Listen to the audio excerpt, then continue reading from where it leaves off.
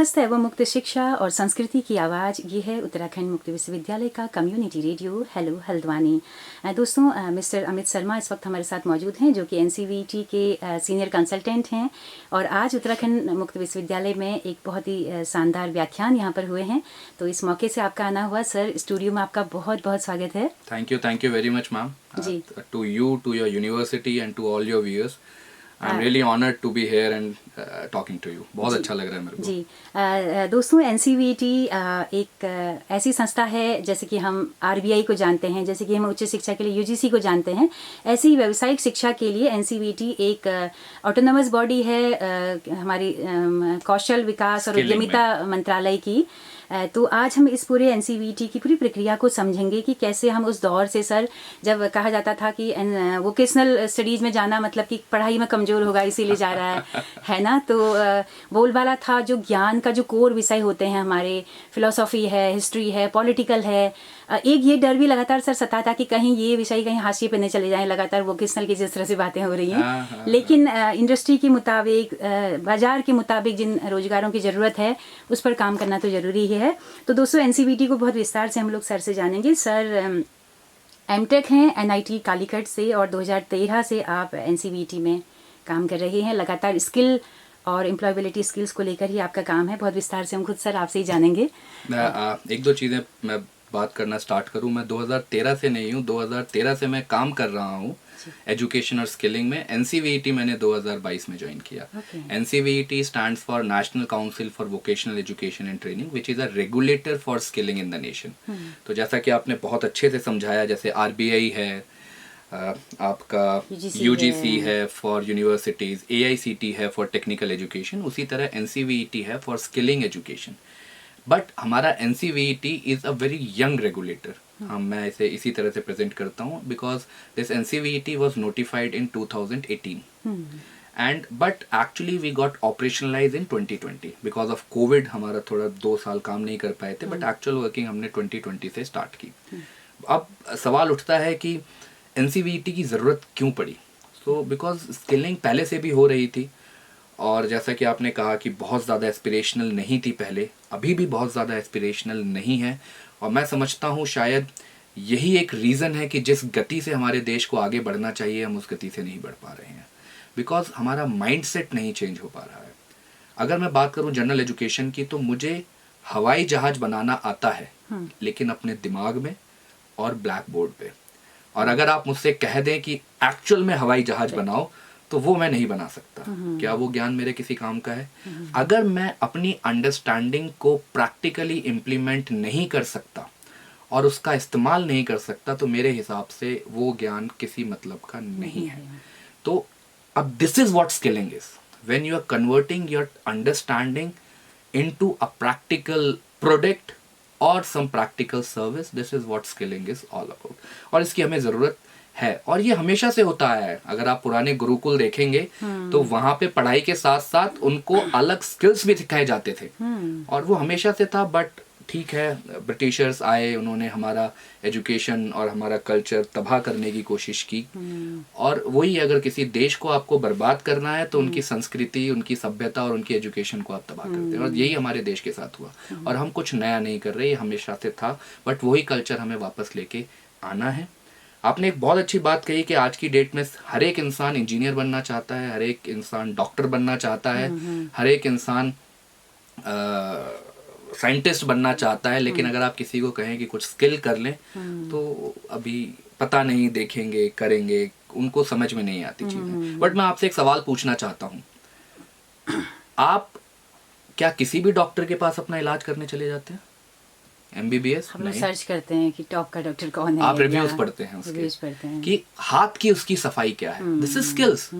तो वो हमारी दिनचर्या में है, बट हम उसे समझ नहीं रहे हैं। क्या बात है। क्या आप किसी भी कारपेंटर से अपना घर बनवा लेते हैं? किसी भी आप छोटी सी छोटी चीज में इतना एनालिसिस करते हैं, तो actually you are looking for skills which is lacking in the market. Professionalism is missing हमारे देश में आज की डेट में।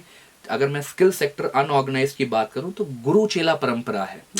अगर मुझे कोई ऑटोमोटिव इंजन ठीक करना है, आप रोड साइड मैकेनिक्स को देखते हैं, तो वो एक बच्चा पकड़ लेता है, वो बच्चा 10 साल तक उसके साथ रह के सीखता है, और वो उसको स्किल्स, वो स्किल्स सीख रहा है बट वो अनफॉर्मलाइज तरीके से सीख रहा है, हमें उसे फॉर्मलाइज करना है।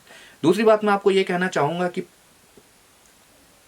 स्किलिंग का जो फ्रेमवर्क है, जो हम स्किलिंग का कंटेंट डेवलप करते हैं, उसको हम कहते हैं नेशनल स्किल क्वालिफिकेशन फ्रेमवर्क।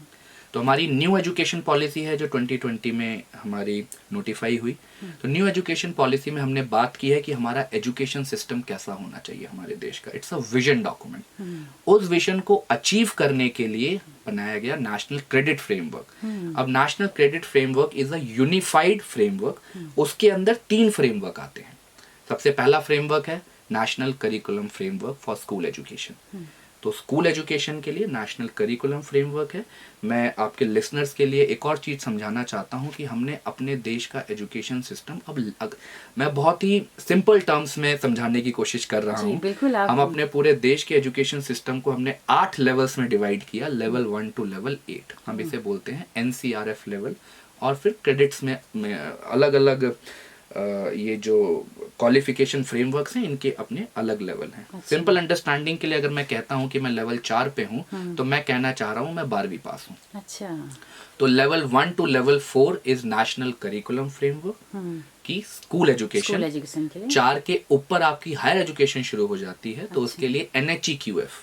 तो 4 से लेके 8 तक NHEQF का फ्रेमवर्क है जिसके अंदर करिकुलम और कंटेंट डिजाइन किया जाता है। हमारा NSQF national skill qualification framework level 1 to level 8 है, because skilling need to be integrated everywhere. तो अब वो टाइम नहीं रहा कि हम पहले केवल जिसका कुछ नहीं हुआ उसी को स्किल सिखाएंगे। Now we are having qualification even at level 7 and level 8 for PhD candidates. और NEP में बात की गई है कि every kind of skilling need to be creditized. हर एक तरह की स्किलिंग को क्रेडिट्स देने हैं। और एक कहावत है कि लर्निंग जीवन भर चलती है। जिस दिन आपकी लर्निंग खत्म हो गई समझ लीजिए आपका जीवन खत्म हो गया। तो अब NEP कहता है कि आप जीवन भर जो सीख रहे हैं उसके आपको क्रेडिट्स मिलने चाहिए। फॉर एग्जाम्पल, अगर क्या मैंने PhD कर ली, मैं CEO बन गया, मेरी लर्निंग खत्म हो गई? नहीं, because world is changing with such a fast pace. Every day new technology is coming in, new learning is coming in. तो मैं भी एज अ CEO बन गया या मैंने लेवल 8 अचीव कर लिया, लेकिन फिर भी मैं क्रेडिट्स अर्न कर सकता हूँ और सीख के। तो वो व्यवस्था भी अभी प्लेस पे है। जी। सर, जैसे एक बात आती है कि जो हमारे पुराने जो कारीगर हुआ करते थे, लोहार है, सुनार हैं, उनको क्या इसमें उनके लिए भी कोई जगह है क्या? बिल्कुल है। हम क्या कर रहे हैं, हम इंडियन नॉलेज सिस्टम को भी दोबारा से रिवाइव कर रहे हैं। आप जान के आपको अच्छा लगेगा कि एक यूनिवर्सिटी है उज्जैन में जिसका नाम है महर्षि संदीपनी विश्वविद्यालय। ये इंडियन नॉलेज सिस्टम पे काम कर रही है और ये NCVT की अवार्डिंग बॉडी है। अब इसने क्या किया है, ये लोग कहते हैं जैसे आज की डेट में स्कूल में मैं अपने बच्चे को ये सिखाना चाहूँ, आजकल आप देखते हैं कि कितना स्ट्रेस और प्रेशर में, because competition is so tight कि इवन छोटे छोटे बच्चे इतने स्ट्रेस में रहते हैं regarding their studies and for the competition. अगर मैं अपने बच्चे को कराना चाहूँ कि कम से कम ये हवन करना सीखे, मेडिटेशन सीखे, पूजा करना सीखे एज अ स्किल कोर्स, तो वो यूनिवर्सिटी कर्म कांड, हवन करना, पूजा करने के लिए छोटे छोटे 30-30, 40-40 घंटे के कोर्सेज लेके आए हैं, which can be integrated in school. One thing. Second thing is, आज की डेट में हर एक इंसान, हमें पता है कि हमारे देश में रिलीजियन को कितनी इम्पोर्टेंस दी जाती है।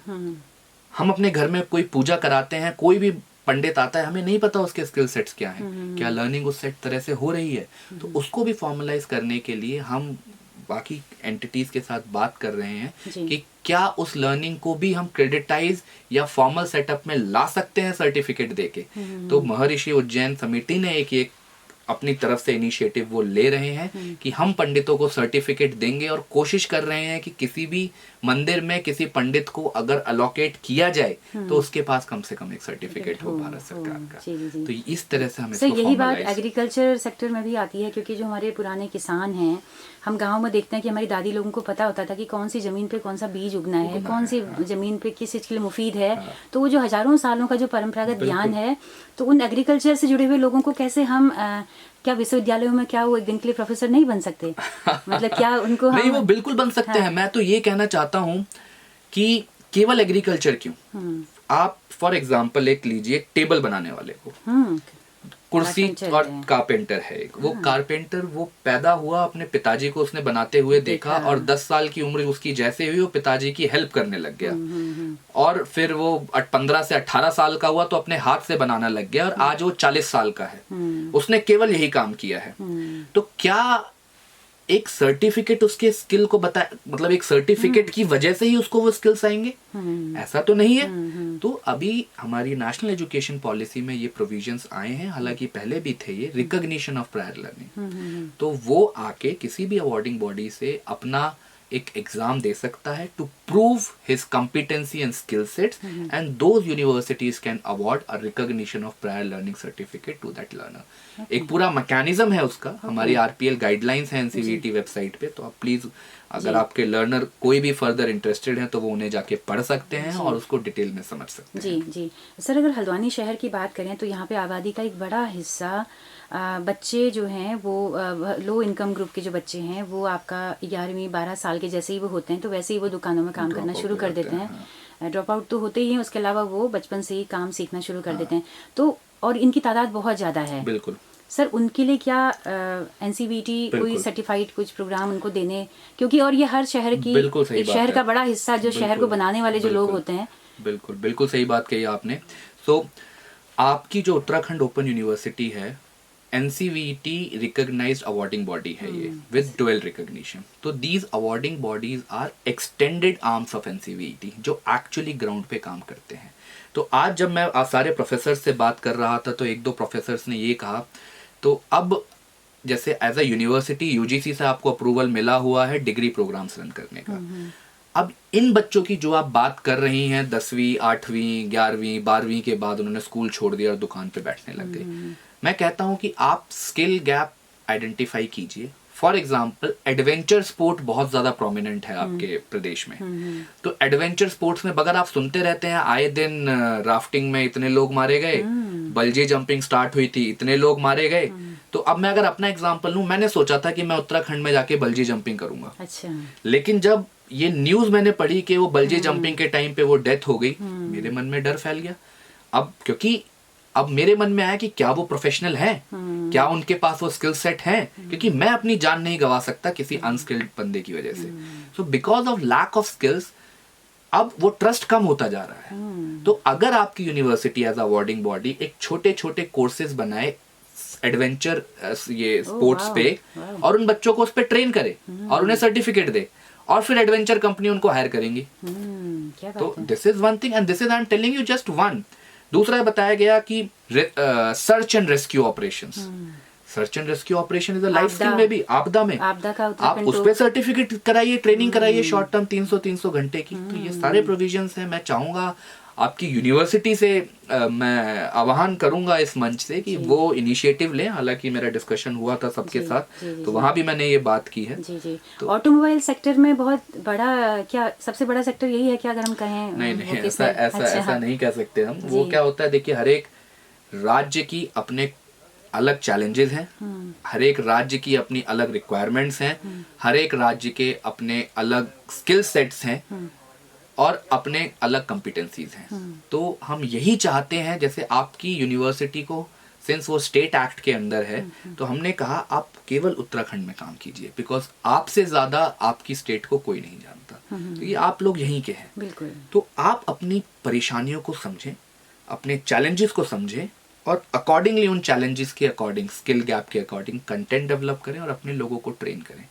अब मुझे नहीं पता कि आपके स्टेट में भी प्रोमिनेंट जॉब रोल्स क्या है, बिकॉज उसके लिए बहुत भारत सरकार नहीं, आपकी स्टेट सरकार, भारत सरकार अलग अलग एजेंसियां स्किल गैप एनालिसिस करती हैं।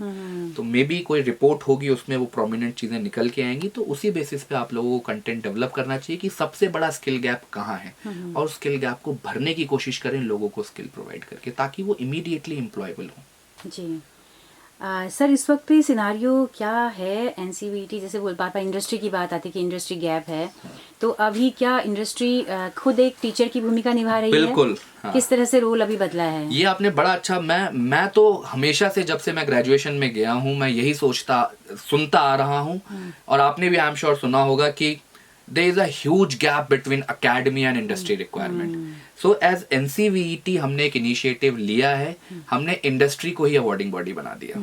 अब to name few, HCL, Microsoft, Jindal, Adani, Tata power and some more, ये हमारी अवॉर्डिंग बॉडी है. और ये अब अपने कोर्सेज खुद लेके आ रही हैं बच्चों को ट्रेन करने के लिए, और बच्चों को उस पर क्रेडिट्स मिल रहे हैं. और क्या है कि ये कोर्सेज वो उनके ग्रेजुएशन में इंटीग्रेट कर रहे हैं, ताकि the moment they complete their graduation they are ready for a particular industry. Because अगर मेरा एस्पिरेशंस है, मुझे IT में जाना है, तो ऑब्वियसली मैं वो कोर्सेज करूंगा. मुझे मैन्युफैक्चरिंग में जाना है तो मैं मैन्युफैक्चरिंग इंडस्ट्रीज के करूंगा. मैं सर्विसिंग में जाना है तो मैं सर्विसिंग रिलेटेड इंडस्ट्रीज के करूंगा. तो वो एक्सपोजर इंडस्ट्री ही कंटेंट डेवलप करके बता रही है कि आप ये अपने बच्चों को पढ़ाएं. तो ये एक, तो विश्वविद्यालय बस एग्जाम कराएगा और बाकी सब सिलेबस वो देंगे कि हमें इसकी जरूरत है, इस तरह का हमें नहीं. अब इंडस्ट्री के, देखिए, ट्रेनिंग देने का काम विश्वविद्यालय का है. जैसे मैं आपको एक बहुत अच्छा एक एग्जांपल जो मैं हर जगह देता हूँ आपको देना चाहूंगा. कोई भी इंडस्ट्री जब किसी बच्चे को हायर करती है तो उसको 6 महीने या 1 साल की ट्रेनिंग देती है. 6 महीने 1 साल की ट्रेनिंग आपने मेरे को दी, मैं अब मेरे पास स्किल सेट आ गए और मैं विद इन 1 महीना अपनी कंपनी चेंज करके कहीं 5 या 10 हजार पे चला जाता हूँ. होता है ये? नहीं होता है. अब इंडस्ट्री का तो ये नुकसान है. इंडस्ट्री कहती है कि 1 साल के लिए ये मेरे लिए लायबिलिटी था, क्योंकि मैंने इस पे पैसा लगाया और इसने इंडस्ट्री को कुछ नहीं दिया. He was not part of the production. अब जब वो कुछ रिटर्न में देने का उसका नंबर आया, वो चला गया. तो ये सबसे बड़ा चैलेंज है. अब अगर यही 1 साल का काम कोई यूनिवर्सिटी करे, यूनिवर्सिटी जाए और बोले कि इंडस्ट्री भाई साहब हम करेंगे आपकी 1 साल की ट्रेनिंग, आप बच्चे को प्री प्लेसमेंट दें, लेकिन उसके लिए उन यूनिवर्सिटी विश्वविद्यालयों को वो कॉन्फिडेंस अर्न करना होगा कि आप हमारे लेवल की ट्रेनिंग, इंडस्ट्री में जो रिक्वायरमेंट्स हैं स्किल सेट्स, वो आप दे पाएंगे या नहीं. बिकॉज उन स्किल सेट्स जो उस लर्नर के पास है, वो उसकी वजह से उस कंपनी का profit or loss is completely dependent because my skill set is going to contribute in the quality of that product. मेरे पास नहीं है तो क्वालिटी खराब होगी, रिजेक्शंस ज्यादा होंगे, मेरा लॉस होगा. तो इंडस्ट्री वहां नहीं कॉम्प्रोमाइज करेगी. लेकिन अगर any university match up to those requirements, I am telling you, industry का तो फायदा है. They will be running behind people की सर थोड़े और स्किल्ड मैन पावर दे दीजिए, आपको टाइम नहीं मिलेगा, but you have to prove your worth for that. जी बिल्कुल बिल्कुल. सर, जैसे लगातार हम पिछले 1 डेकेड से तो सुन ही रहे हैं कि बीटेक किए हुए लोग बेरोजगार हैं. कंपनियां, अभी जस्ट मैंने ITI इस बीच में बहुत कवर किया. ITI में मुझे पता चला कि सेंट्रल गवर्नमेंट की जॉब में ITI वालों को 50% आरक्षण मिल रहा है अभी. वो चाहते हैं हमें बीटेक वाले नहीं चाहिए, हमें ITI वाले चाहिए. ITI वाले ज़्यादा मेहनती होते हैं और हर तरह का काम कर लेते हैं, हिचकिचाते नहीं है लेबर वाला वर्क करने में भी. तो क्या कहेंगे सर इस पर? देखिए, मैं जैसे बीटेक का आपको बात बताऊं, और ये पूरा with all the fact and figures, there are lot of research is already being done. BTech एक ना बीच में दौर हो गया था कि इंजीनियरिंग कर लो, और इतने इंजीनियरिंग इंस्टीट्यूट्स हमारे ओपन हो गए थे, हर एक बच्चा इंजीनियरिंग करने जा रहा था. तो बट ऑब्वियसली अब that student need to be placed somewhere.